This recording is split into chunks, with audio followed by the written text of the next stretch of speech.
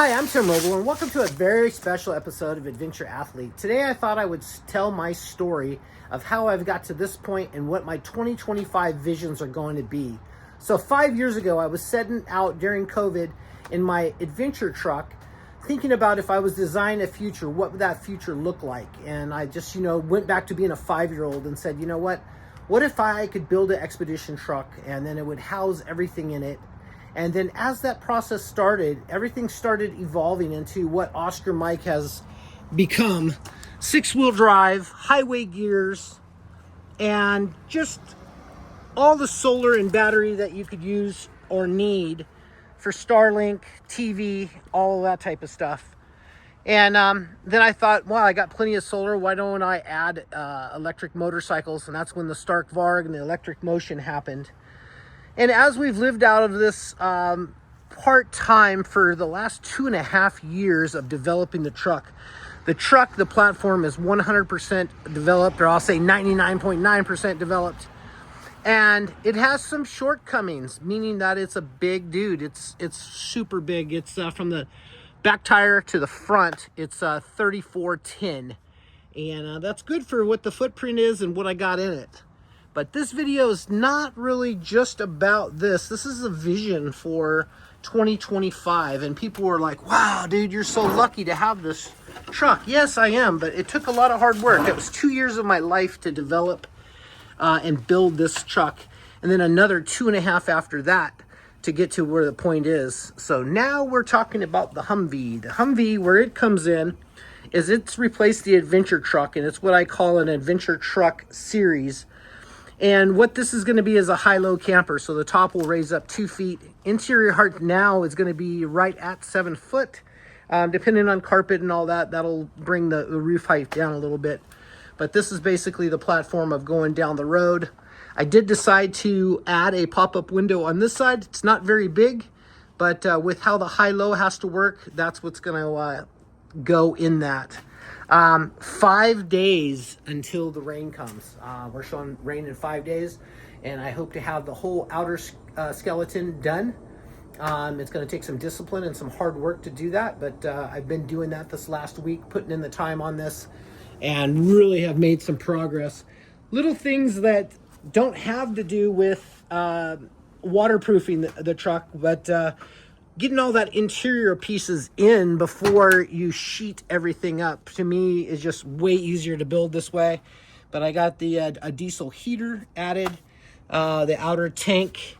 I have a 2-gallon coming for this instead of a 1, so that'll be more proportional to what it should look like. But basically that high-low camper is going to kind of come down around this, because we need this height to travel up 24 inches to clear the windows. And that's what I've kind of done here. You can see I got the wood burning stove in finally. It's welded in place with a little heat shield in the back. All the little tricks and things that I have learned over building Oscar Mike, what I would do a little bit different. Going through, just everything is working out as expected. I just take some measurements for the solar panels that are going on the roof. As we have the floor plan all worked out, I can actually go up in here and stand up finally.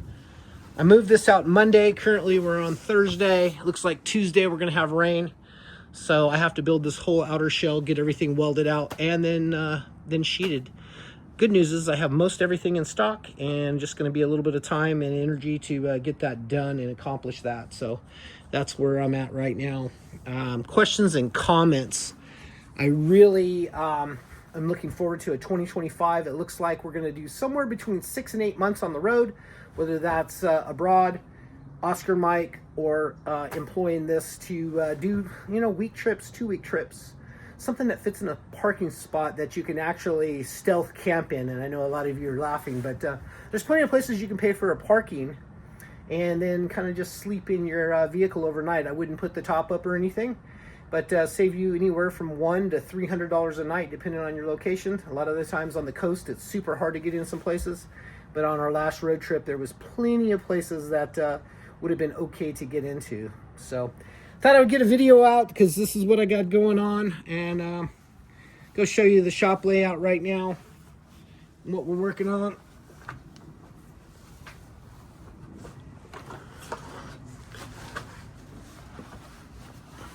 I got the 3-roll slip roller set up. It's a Harbor Freight, but the Swag off-road rollers, my plan is I'm gonna roll the front area of the truck curved. And I'm gonna do that, I'm gonna roll 2 tubes at the same time so I get the exact same arc on it. I've learned that lesson.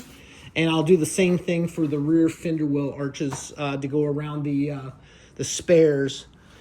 But I got the Everlast and the Arc Droid. That's worked out really well. I've made a couple pieces on that. What makes that super nice is it's just easy to design a part within a couple minutes and then have that thing in your hand quicker than you could ever go even cut out something on the bandsaw.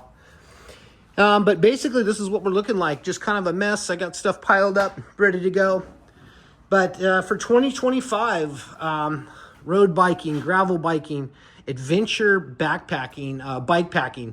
Got that coming up. Motorcycle camping, as well as the e-bike stuff. Got a lot of really neat content coming out. So if you're not subscribed, please do. I'd love to have you guys as a subscriber and follow my journeys on this. It's been a long, hard 5 years to get to this point, and I'm tired.